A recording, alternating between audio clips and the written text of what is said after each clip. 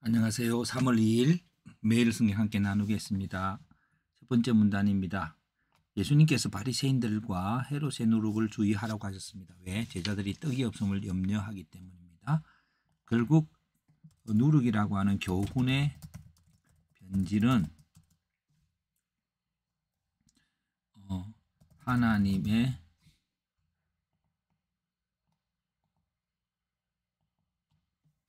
진리보다 세상의 문제에 집중하기 때문.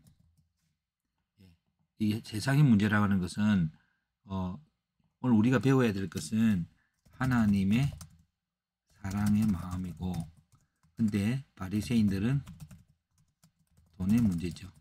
음식의 문제고 생존의 문제고 그렇습니다. 그래서 이런 부분들이 예수님께서 바리새인들의 교훈이라고 볼 수 있습니다. 두 번째, 예수님께서 제자들이 깨닫지 못함에 대해서 책망하셨습니다.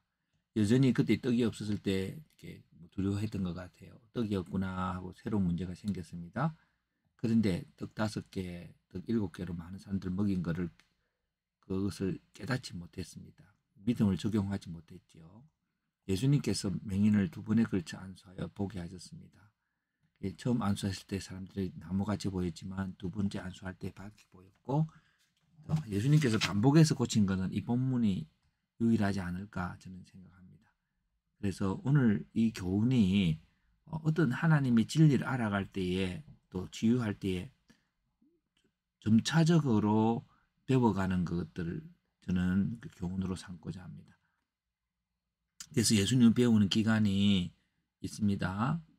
배움의 환경은 이제 우리가 굶주린 대중을 통해서 예수님께서 치유하시고 질병이요.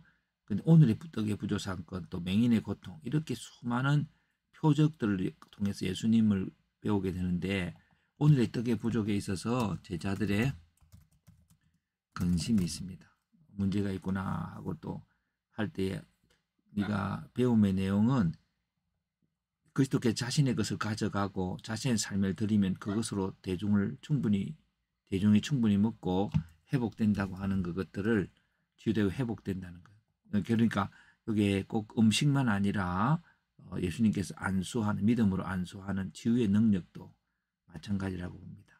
그래서 예수님을 만나는 자마다 예수님께서 기도하셨을 때에 치유가 되어지는 것처럼 우리가 갖고 있는 그 떡 또한 생명의 말씀, 우리의 진리가 나눌 때에 그 치유가 일어나죠. 그래서 배움의 기간은 예수님의 표적의 반복을 통한 점차적인 치유라고 하는 것들을 사건, 맹인을 2번 고치는 사건과 똑같은 원리로 일어났던 오병이어와 칠병이어의 사건을 여전히 깨닫지 못하고 있는, 그래서 또 반복하고 또 가르치고 하는 예수님의 모습을 통해서 오늘 우리들이 2번에 걸쳐서 고치시게 됩니다.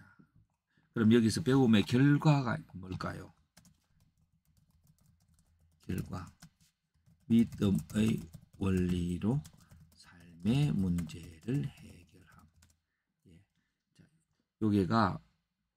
여기에도 있고 제자들의 근심의 문제가 있습니다. 이것들 연결해 봅니다. 이것과 이것이 연결되겠지요. 오늘 많은 사람들이 말씀을 믿으면서 삶에 적용하지 못하고 있습니다. 왜 그럴까요? 그래서 이게 무슨 말씀만 바로 들으면 되는 게 아니라 삶의 열매가, 믿음의 열매가 이루어질 때까지 우리는 반복하여 배워야 한다. 이게 이제 저는 오늘 본문이 주는 교훈이 아닐까 생각합니다. 많은 사람들은 자기 지식이 있으면 바로 삶에 적용한다고 생각하지만 하나님의 말씀을 가지고 적용해보고 또 실패하고 말씀을 가지고 적용해보면서 반복해가는 그 과정 속에서 마치 예수님께서 병자를 치유하실 때도 처음에 했을 때도 반이 되고 또 치유 안수하실 때 완전히 된 것처럼 또 제자들을 온전한 지식으로 갔을 때 계속해서 가르치고 가르치는 모습들을 반복하셨고 있습니다. 그래서 오늘 우리들이 매일 큐티하고 그런 것들이 1년 전에도 배운 말씀이고 아는 말씀이라도 또 오늘 삶에 적용하기까지는, 삶의 적용이란 말씀이 능력으로 삶을 변화시키기까지는 반복되는 훈련이 필요하다라고 하는 그것들을 오늘 본문을 통해서 한번 생각해 보았습니다.